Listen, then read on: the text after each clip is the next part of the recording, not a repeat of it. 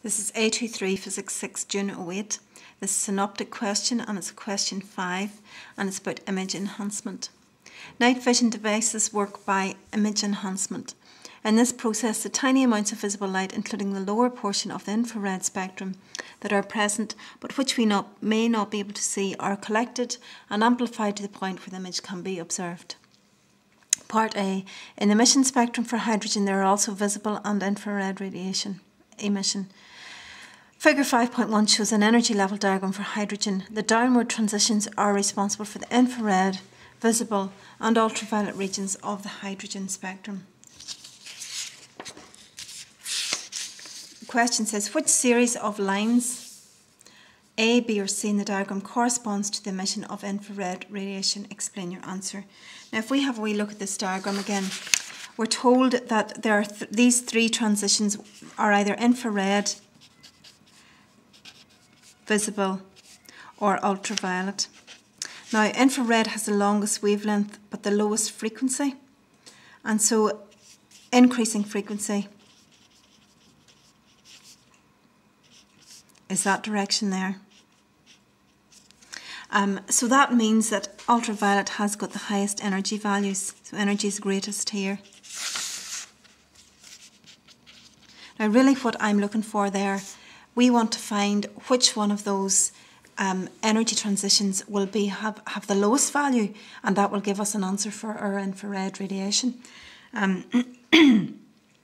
So we have to decide which one of those three will give us the lowest energy values. So the answer I'm going to write in here is infrared has got the longest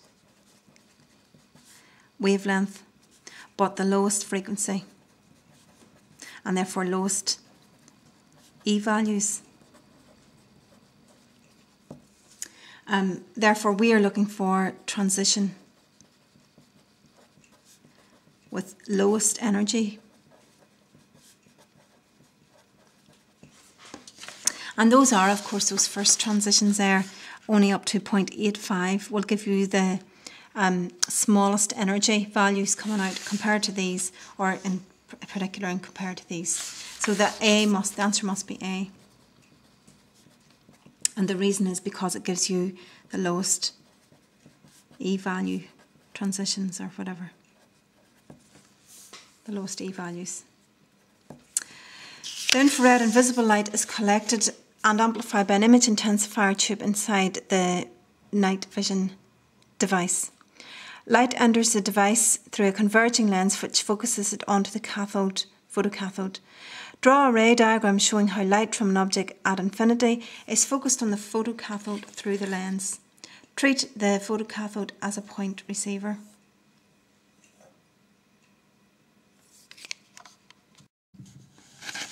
Right, this is a diagram of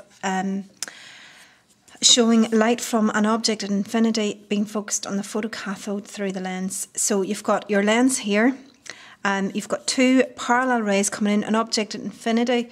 The rays will be more or less parallel when they reach the lens, and they're going to cross each other, and the position that they cross is the position of where the photocathode is, or you could just say that this was the focal point of the lens. And that's where your 3 marks are going. Make sure you put arrows on your two rays. For part B, part 1, when photons of light energy hit the photocathode, electrons are ejected. What is this effect called? And that is the photoelectric effect. Part 2, the wavelength of the infrared radiation being enhanced ranges from 0.75 micrometers to 1.4. Calculate the minimum threshold frequency of the photocathode for the electrons to be emitted when any of this range of infrared radiation shines on it. So you're going to use the equation C is equal to lambda F, and because you are looking for the minimum threshold frequency, then when you rearrange this, F is equal to C over lambda, but you want your maximum wavelength to be put into that equation. So that's the 1.4 by 10 to the minus 6. So that's 3 by 10 to the 8 divided by 1.4 by 10 to the minus 6, and that gives you an answer of 2.14 by 10 to the 14 hertz, or 2.1 by 10 to the 14 hertz, to two significant figures.